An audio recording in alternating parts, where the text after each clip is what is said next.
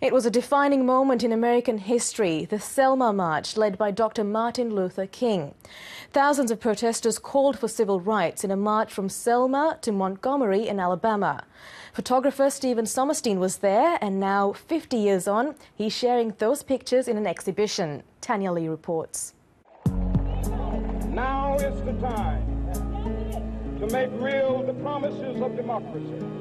Now is the time. You knew it was history. You didn't know what kind of history was unfolding, but you knew it was there. It later became known as the Selma Civil Rights March, and the man behind these pictures was Stephen Sommerstein.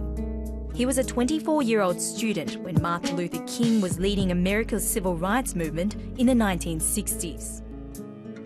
I have a dream that one day this nation will rise up. The coming together, the different races, the different people from different parts of the United States, even people from Canada were there. And how do you get a sense of their moment? On Dr. King's signal, Sommerstein journeyed to Alabama for the 90-kilometre march. Strapped for time, he brought only one camera and a few rolls of film, which all I could gather in the last hours before we left on the march. So every photograph became unique. There was no backup, no digital cameras. Every click of the shutter across the 5-day event had to be perfect in case he ran out of film. How do you capture a sense of the people there and why they're there and what their business was, the story that had to be told?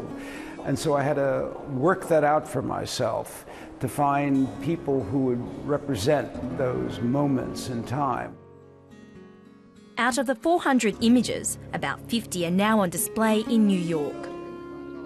4 months after they were taken, President Johnson signed an act prohibiting racial discrimination in voting. Tanya Lee, ABC News.